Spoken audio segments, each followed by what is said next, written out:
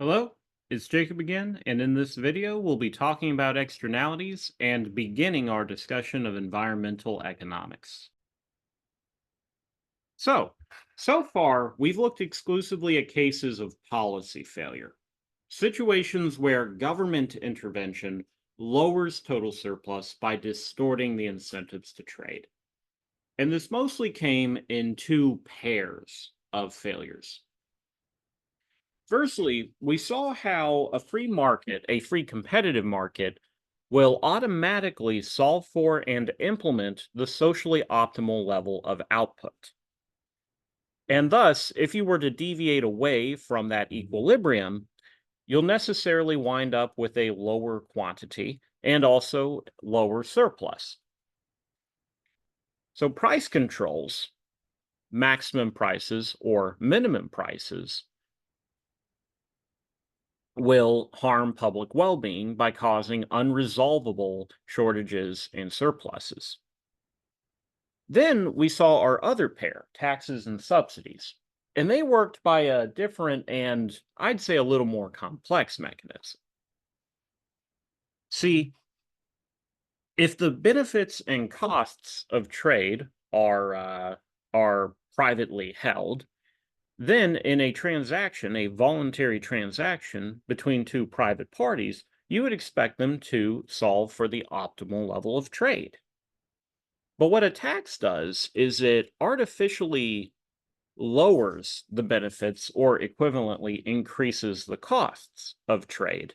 And likewise, a subsidy artificially increases them. And so, in a situation where society's benefits and costs are the same as a private individual's benefits or costs, implementing a tax or subsidy must also result in a suboptimal level of output, whether it's too little or too much. But if there's one thing I would not want you to walk away from this class believing, it's that economics teaches that deregulation is always good, that the free market is always perfect, and that it should never be tampered with. Because the reality of it is that markets frequently fail on their own. The only reason why the market yields good results is because market incentives generally match up with society's incentives, as Adam Smith described. However, that's not always true. Selfishness does not always result in socially beneficial behavior. It's very powerful as a tool for getting people to trade with each other, for getting people to take care of each other's needs through voluntary exchange. But sometimes even voluntary exchange can end up having impacts on other people. And sometimes markets may yield uncompetitive outcomes where one person has all the power. What we'll see in this topic is a specific situation called externalities. And what an externality is it is a benefit or a cost of consumption or production that accrues to uninvolved third parties.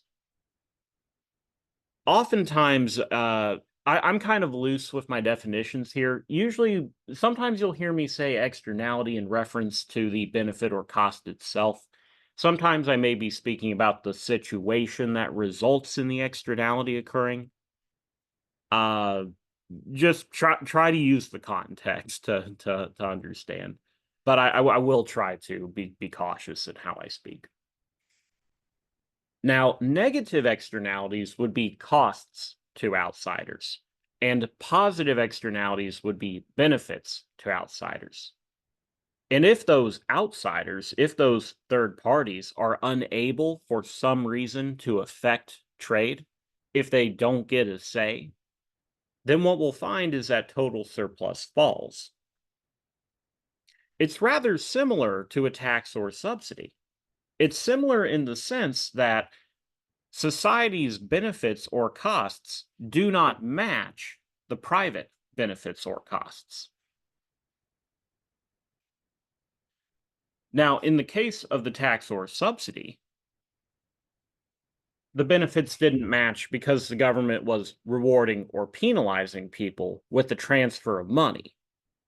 In this case, it is as though the market is rewarding or penalizing people by not holding them accountable to the full consequences of their behavior. And what we'll find is that we can actually address an externality by imposing its opposite policy failure. We may use what's called a Pigouvian tax or Pigouvian subsidy, similar but not the same as a sin tax, in order to eliminate the deadweight loss. But we will also see, too, that in many situations, it's not necessary to tax or subsidize people if instead you can simply create new property rights so that the market is self-repairing.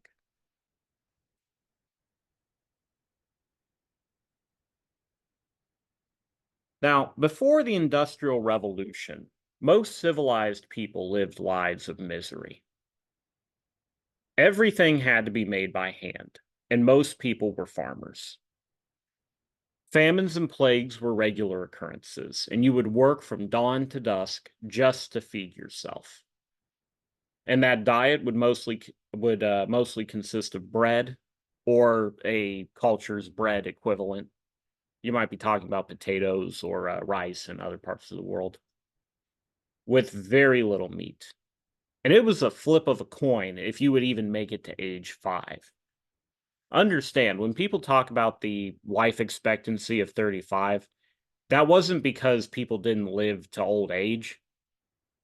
If you could survive into adulthood, you could easily live into your 70s. Old people were common in the past. But most people died as babies and as toddlers. Nowadays, we think of that as a great tragedy when a child dies. In those times, that was expected. You would grow up not knowing if you were going to make it to adulthood. It was a miserable world, and it was a stagnant world. Technological change came along very rarely. Social change came along very rarely. And the basic social structures of most cultures were essentially the same. People lived lives of quiet desperation for thousands of years, trapped. And it seemed like the world would never get better. There was no real expectation that it would ever get worse, but it just was what it was. Grueling, tedium, and a lot of fear. But then around 1750-ish, there were two huge breakthroughs. It began in northwestern Europe. Britain, Belgium, the Netherlands, and also New England across the sea. Britain's colonies. There were two huge breakthroughs that would put in sequence this series of events that would make the modern world as we know it, that would lift us out of that trap. And they were fossil fuels and mechanization, what we collectively tend to refer to as industrialization. Now, fossil fuels act as condensed energy. See, in the rules of the old world, all work had to come from human or livestock power. You were either putting your own energy into a task, into whatever work you were doing, or you were using an animal to assist you, but you still had to babysit the animal, and the animal still has its own limitations. And this put a big upper limit on what could be done. You had to have enough acreage to feed your livestock. You had and they really weren't that big of an assistance, you realize. There was no real room to improve on this. Every now and then someone might come up with a slightly better tool that saved a little bit of labor. but your living standard would be essentially the same, at least from our perspective. It would be essentially the same whether you were living in 1750 London or in 1750 BC. What little improvements there were mostly confiscated by the aristocratic elite. What fossil fuels did was they compacted energy into a non-perishable form. Here you have life that has, under the right geological conditions, been preserved. Instead of the flesh rotting, it's been condensed, compacted. And over millions of years, it becomes so compact, so intense, that it's capable of giving off incredible heat, incredible energy when it's burned. It's like we were able to tap into all of the life of previous generations. And when you combine that with advancements in tool making, now you can make a machine capable of doing far more work than a person ever could, or than a horse ever could. And so production booms, people become wealthy, and people are able to survive. I've got two graphs for you here illustrating this.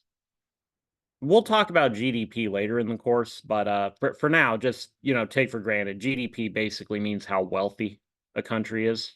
So this is how much wealth you had per person. Back in the Middle Ages, they've got almost nothing. And this is England. This is a fairly prosperous country too. Nothing. The Renaissance, nothing. The age of colonization, nothing. Things are just barely starting to lift. But then around 1800, it starts to pick up, and then it is off like a rocket. And what does that? Coal. Over here on the right-hand side, you see life expectancy.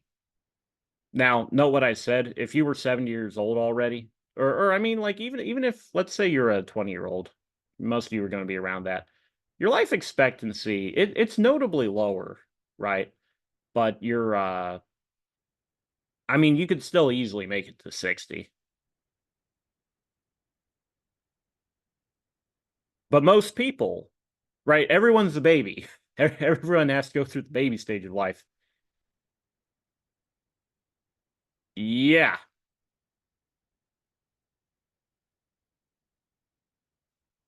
You go from a world where most people don't even get to have a childhood to a world where most people can live to nearly a century. That matters.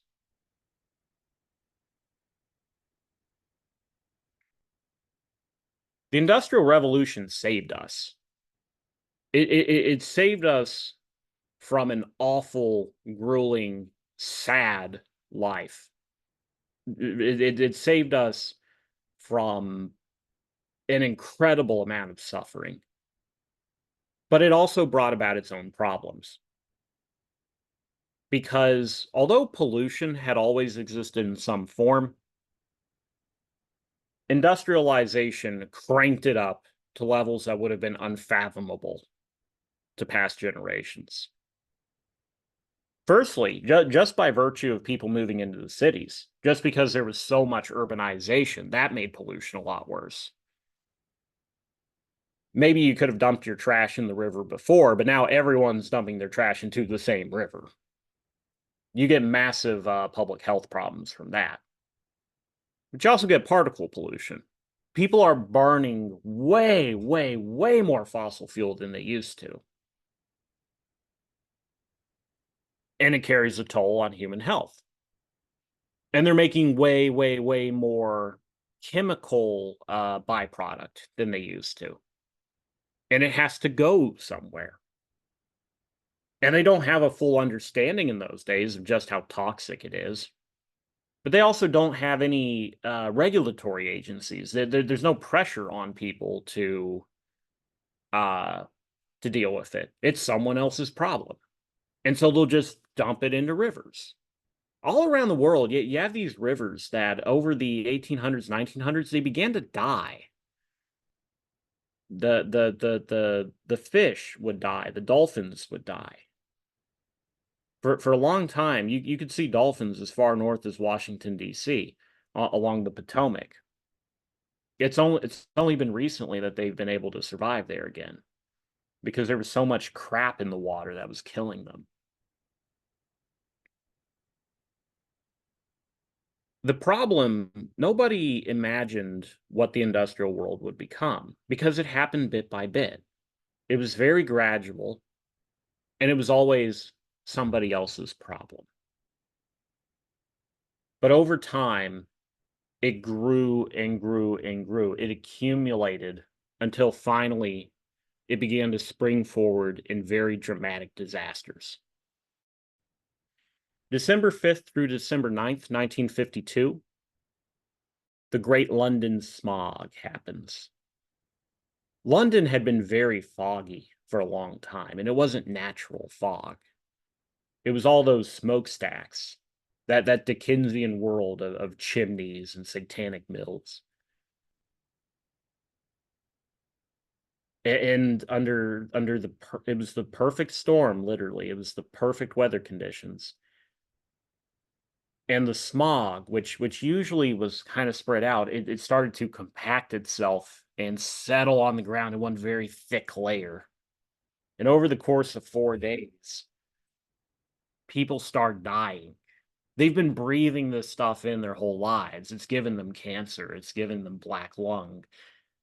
But now it's gotten so thick that you go to take a gulp of air and you can't. And people are choking to death where they stand. They're choking to death in their beds while they're asleep. And over 12,000 people die in this grayish black cloud. Summer of 69, right? 1969. The hippie era. Well, in Cleveland, Ohio, that's one of the big cities of the Rust Belt, one of the big cities of America's former industrial heartland. They've got this river that runs through it called the Cuyahoga. And for a long time, they'd been dumping their effluent into this river. I say effluent, I mean like chemicals, oil, stuff that either intentionally or unintentionally it leaches into the water supply. But they didn't care because the Cuyahoga flew away. It flowed away from them. Summer of 69, the river catches on fire. Imagine what it would have been like to see such a wonder. Like the rules of nature have been reversed. And the messed up thing is that it had actually happened a dozen times before. But I guess that was the 12th time too many. Because people finally started to take notice. There was a sense that the earth itself was getting out of imbalance. And just to dispel any notions you might have, pollution was not a capitalist problem. It was a human problem. And in fact, many of the dirtiest places on earth were in the communist world. This red up here, that's not algae. That is copper runoff in Chelyabinsk, Russia, the most polluted place on earth. This down here, the aftermath of Chernobyl. Chernobyl was 100% a human-made catastrophe. Nuclear power is extremely safe. I might even assign you some homework about it, but it's the Russians were screwing around with it. That was Russian incompetence that caused Chernobyl. But maybe the most dramatic one of all was the fate of the Aral Sea. A sea large enough to see from space looks like it might be as big as some European countries, and the Russians plundered it for irrigation. They wanted to use it for cropland, but they didn't know what they were doing.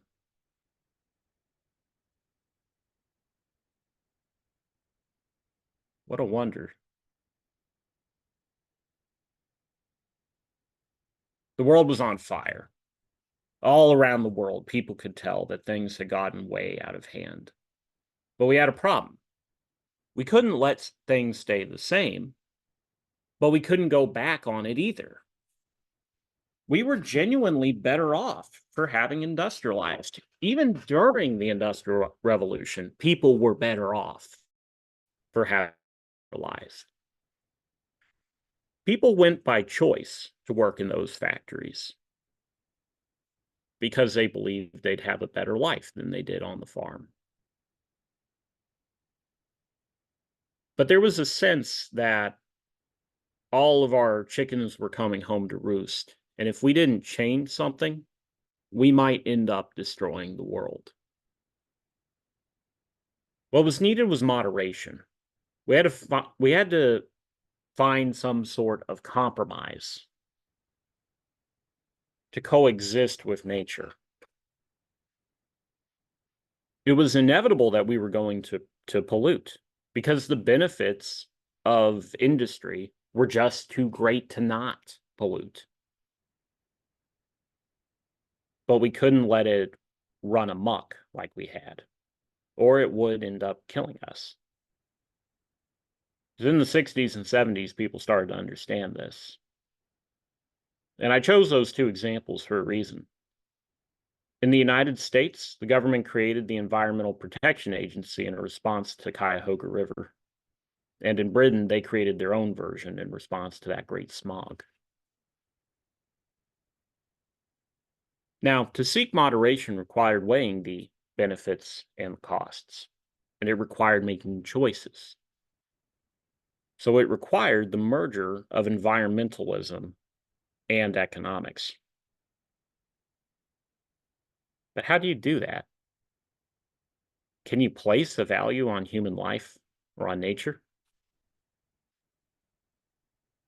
Hell yeah, we can. So here's how you're going to do it. I go with this provocative, kind of thing because a lot of people love to moralize about it. I know, believe me, I read the trash that you all write for me in essays. People love to moralize. Oh, you can't calculate these things. But we do. And we do it every day. We do it for ourselves. Because we all voluntarily make choices, even trivial ones, that endanger ourselves. People choose to speed. They choose to smoke. They choose to drink. They choose to eat unhealthy. Well, that carries a risk. That carries a risk that it's going to shorten their lifespan or kill them outright. But they do it anyways. I guarantee every one of you watching this, you have some bad habit of yours that you would be offended if someone were to criticize. These are choices we make for ourselves. Because we understand safety has benefits, but so do risky behaviors too. And at extremes, the marginal benefits of safety exceed costs. I have this picture of a NASCAR driver up here.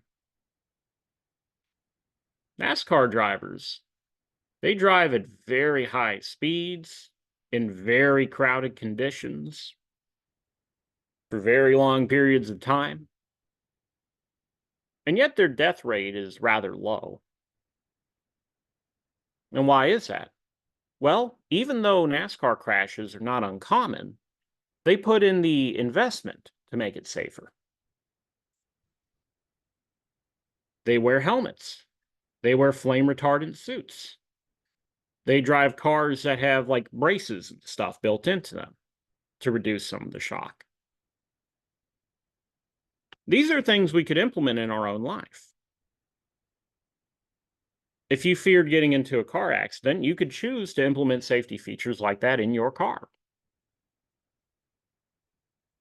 Yet most people don't. Most people don't ask for that. Most people don't even think about it. And why?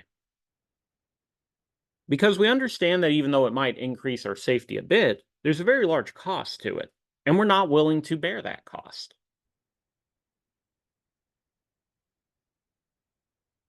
I like to bicycle, and when I go mountain biking, I always wear a helmet. When I go biking to campus, I never wear a helmet. Because even though in both cases there is a risk to my safety, I don't like wearing a helmet. And in one situation, it makes sense for me, and in the other one, it doesn't. And my choices may be different from someone else's. It's all personal, it's all subjective. Well, what regulators and insurance agencies are going to do is they use a concept called the value of a statistical life. And I should have like deleted this part. I was reworking the PowerPoint. Skip ahead. They use a thing called the value of statistical life to measure how we feel about danger and thus what risks are considered acceptable risks. Now I'm going to use an analogy to Russian roulette. So imagine I challenge you to a game of Russian roulette.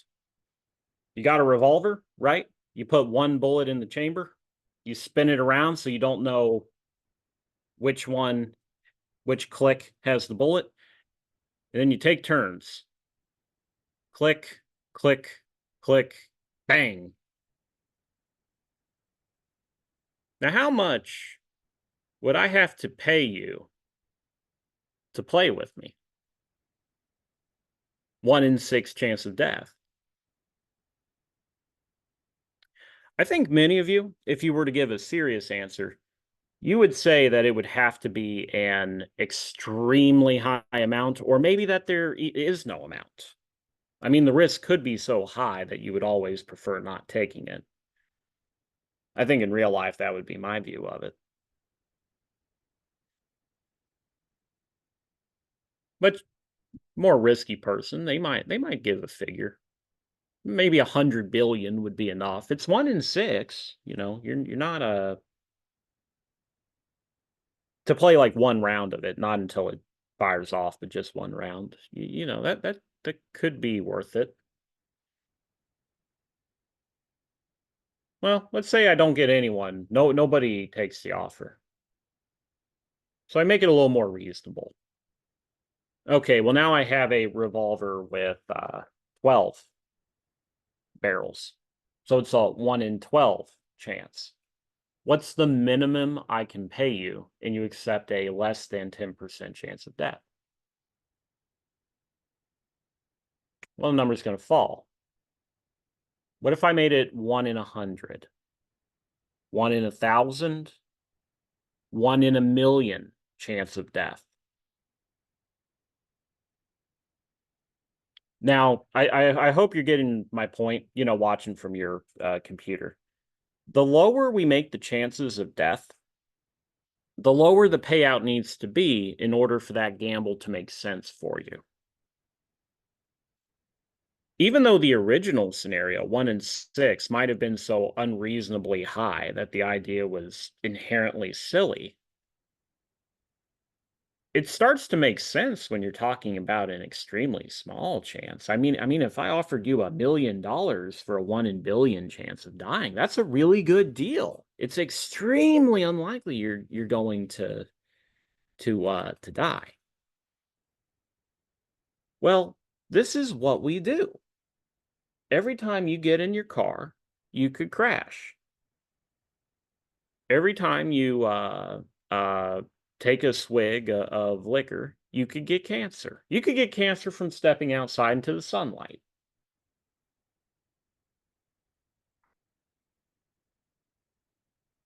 but it's extremely unlikely.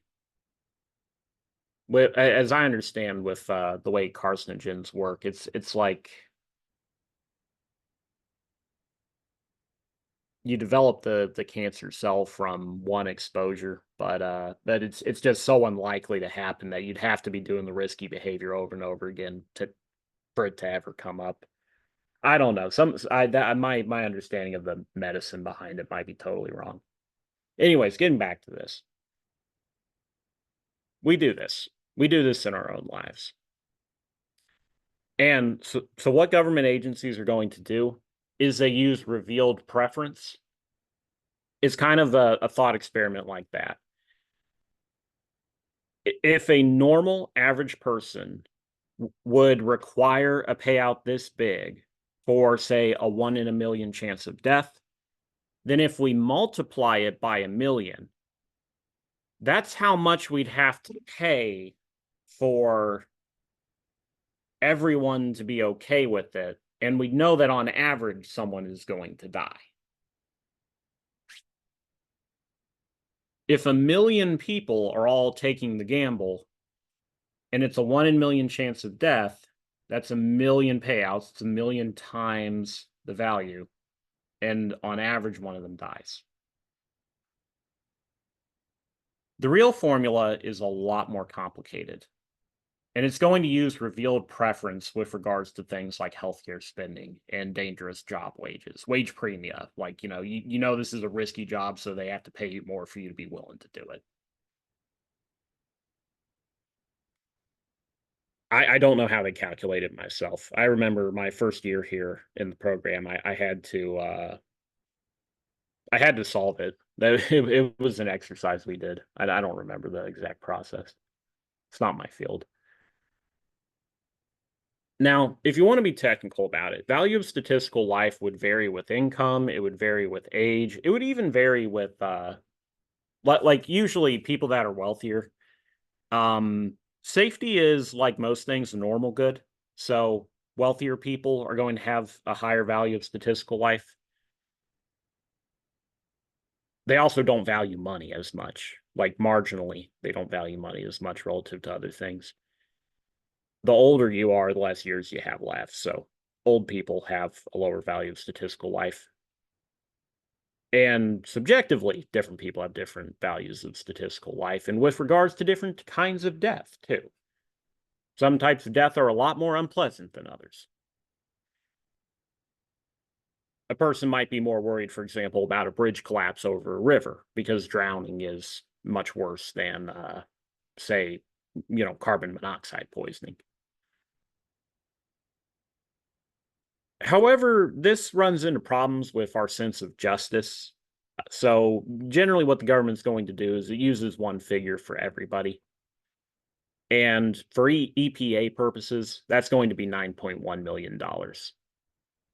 Some other agencies will use somewhat different versions in wrongful death lawsuits.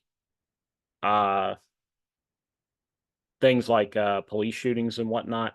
Well, those can get political, and you'll end up with all kinds of crazy numbers being thrown around. But usually, whether you're talking environmental protection, wrongful death lawsuits, insurance company payouts, they kind of average around $10 million. And the government does update this over time as society becomes wealthier. And so the average person becomes more attentive to safety. We also raise the value of statistical life to go hand in hand with that. So we can put a value on pollution, sort of. And the costs of pollution would be in the value of statistical life, the medical bills, the nuisance. What would people pay to avoid breathing in smoke? Places like China, a lot of people actually walk around with like little gas masks on because it's so filthy. But with the knowledge of the costs of pollution, we can then identify a socially optimal level. And regulators can try to control it directly by limiting emissions or requiring expensive technologies. But as I'll argue here, usually a better choice is what's called the Pigouvian tax. So in the next video, we'll pick up with negative externalities. I'll show you our graphical analysis.